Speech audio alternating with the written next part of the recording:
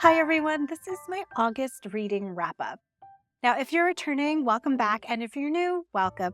My name is Smitty, and this is my book channel, Booksmitten. So in August, we were overseas for about half the month, so I read some of my books while transiting, either as audiobooks or ebooks, and the other half of my books I read or listened to while on short walks.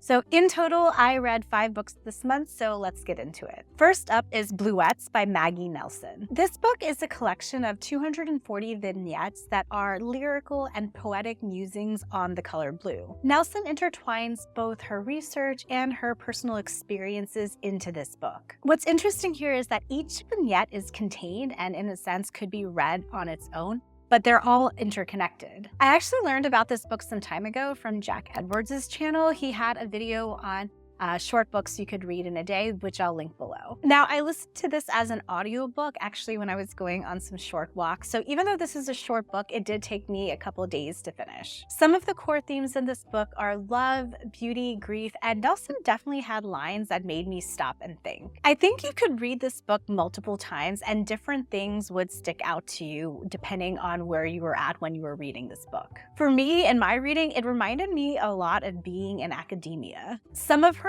vignettes touched upon the creation of this book and just being in academia, and I felt reminded of different feelings that I would get when I was writing my dissertation and committing to one topic and promising an output of that topic to people. So it really took me back to some of those feelings during that time. Overall, I thought it was a fascinating read and it was a 4.25-star read for me. Next up is Feel Good Productivity by Ali Abdaal. This is a self-help book and it offers evidence-based findings along with Abdaal's personal experiences to help the reader figure out ways to get things done and feel good in the process. Now, I found out about this book through Ali himself, specifically through his part-time YouTuber academy, which I was a part of. And while I don't know Ali personally, I had interacted with him in the course, and in case there might be an unconscious bias on my end, I just wanted to throw that out there. Now, I started reading this as a physical book, and I had to put it down, and I don't think it was anything to do with the book itself. I've just been having a hard time with reading physical books this year for whatever reason. So I picked this up later as an audiobook, and that format worked really well for me. Ali narrates this book himself, so if you've watched his videos, this voice will feel very familiar to you as you're listening to this book. Now, I think this book would be great for someone who's kind of at the beginning of their productivity journey and who doesn't really resonate with grind culture. Now, Ali isn't really sharing anything new in this book. Instead, what he's doing is curating years of research in a digestible way. He offers his advice as a series of experiments that the reader can try out to see what might work for them. The tone is approachable and there isn't a lot of shoulding. Now, most of the things that Ali mentioned weren't new to me, but I did appreciate his framing of them. Overall, this was a 4.25-star read for me. Next up is The Little Book of Hygge by Mike Viking. This book explores the concept of hygge, which is the idea of finding comfort and coziness in seemingly simple things. While there are other cultures who have similar concepts to hygge, Viking is really looking at hygge from the Danish lens because it's deeply rooted in Danish culture. This is a short book that I listened to on the airplane, and I know I missed out on the cute drawings that you would probably see in the ebook or physical format of this book. I've heard about this concept, so I'm glad I got to learn a bit more about it through this book.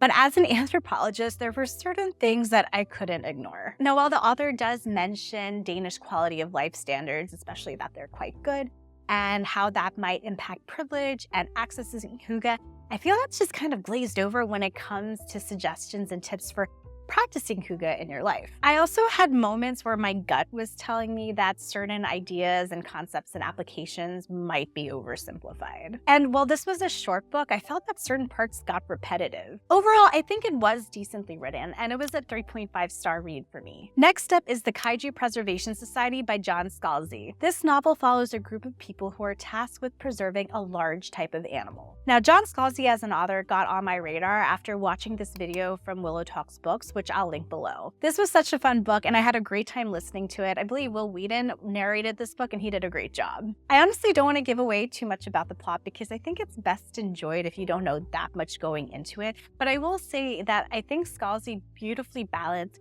sci-fi, humor, and political commentary in this book. I also really appreciated the inclusive representation of different people and their identities. Now, when it comes to the structure of the book, some people have mentioned that the first part of the book and the last third of the book felt like two different novels or two different writing styles.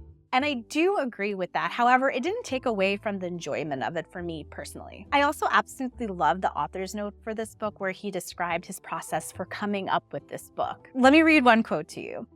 "It's a pop song. It's meant to be light and catchy with 3 minutes of hooks and choruses for you to sing along with. And then you're done and you go on with your day, hopefully with a smile on your face.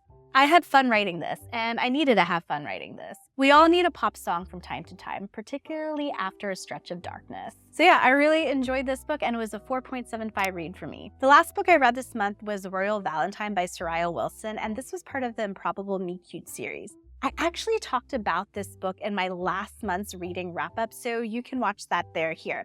So that's all for my reading wrap-up. Thanks for watching, and I'll catch you in the next one. Bye.